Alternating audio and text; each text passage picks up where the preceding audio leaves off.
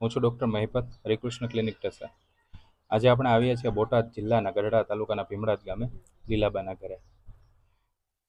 લીલાબાના ઘરમાં એ અને એમના ભાઈ બે રહે છે. એમને ભાઈને શારીરિક તથા માનસિક બંને તકલીફથી તે પીડાય છે. બા પોતે છૂટક મજૂરી કરી પોતાનું ગુજરાન ચલાવે છે. આજે મકાન તમે જુઓ છો, આ પણ આપણા ગુજરાતના ખજૂરભાઈ થકી એમને બનાવી દેવામાં આવ્યું છે. ખૂબ ખૂબ આભાર ખજૂરભાઈ તમારો. હાલ તેમને ખાવા પીવા માટે આર્થિક પરિસ્થિતિ ખૂબ જ ખરાબ છે. તો આજના દિવસે આપણને હિંમતભાઈનો રેફરન્સ મળ્યો હતો ભીમડાદ ગામેથી. તો આજે અમે એમની મદદ કરવા માટે આવ્યા છીએ. તો ચાલો મિત્રો જોઈએ લોકો કઈ રીતે રહે છે, પોતાનું ગુજરાન કઈ રીતે ચલાવે છે. વિડીયોમાં છેક સુધી બન્યા રહેજો. જો તમને અમારું કાર્ય ગમે તો અમારા વિડીયોને લાઇક, શેર અને અમારી ચેનલને સબસ્ક્રાઈબ કરો. તો ચાલો મિત્રો બન્યા રહેજો, જોઈએ કઈ રીતે લોકો રહે છે, પોતાની આજીવિકા કઈ રીતે ચલાવે છે, પોતાનું ગુજરાન કઈ રીતે ચલાવે છે.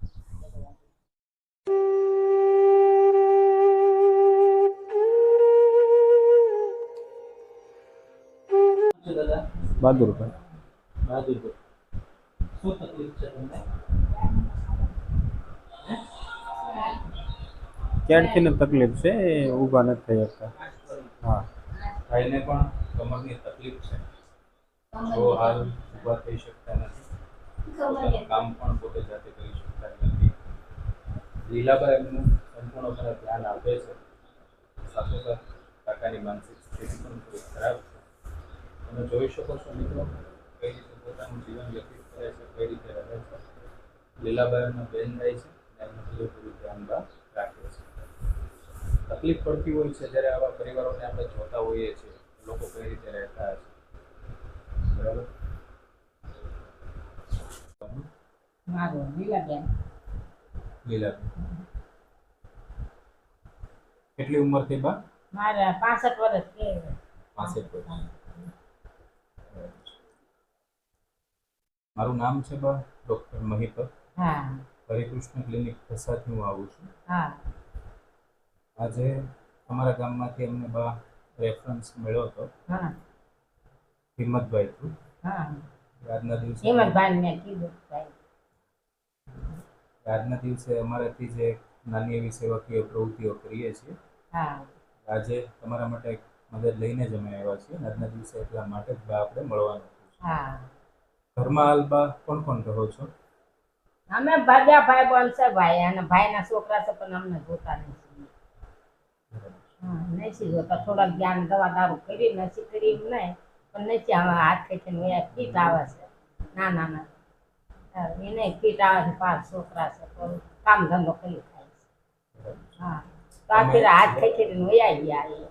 તમે અત્યારે તમારા ભાઈ સાથે જ રહો છો? હા, ભાઈ સાથે જ રહું છું. મારે ભાઈ તો કોઈ છે નહીં.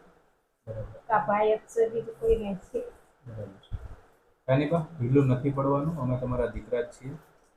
બરાબર છે. આજે અમે તમને બા નાની એવી મદદ કરવા માટે જ આવ્યા છીએ. બરાબર. કામ કાજ કાંઈ નથી કરીએ.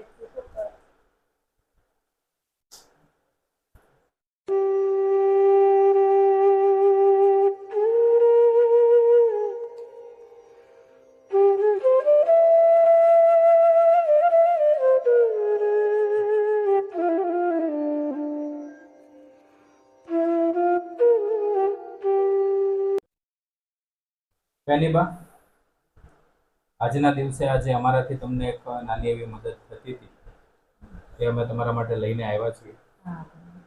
આજના દિવસે જે આ તમને મદદ મોકલાવી છે એ ડૉક્ટર નેલ્સન પટેલ, એમના પપ્પાના સ્વર્ગવાસ થયો છે, એટલે એમના આત્માના શાંતિ અર્થે અને આપણને દાન પુણ્ય કરેલું છે. તેઓ હાલ સોનગઢ વ્યારા રહે છે અને દવાખાનું ચલાવે છે. હું તો એકમાત્ર નિમિત્ત છું.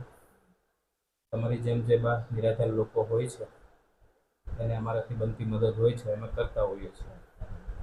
તમારું સારું થાય છે, ગરીબ માણસનું સારું થાય. અને અમને આશીર્વાદ આપો કે તમારી જેમ જે બા નિરાધાર લોકો હોય એમને અમે વધારેમાં વધારે મદદ કરી શકીએ અને એમના સુધી પહોંચી શકીએ. આશીર્વાદ છે તમારા મારા તમારી. તો અમે કોઈ આશીર્વાદ, અમારે આંતળી ખાઈને તમને આશીર્વાદ.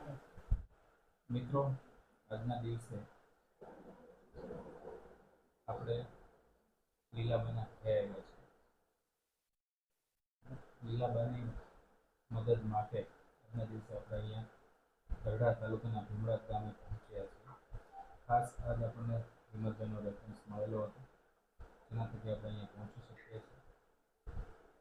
આ જે મકાન તમે જુઓ છો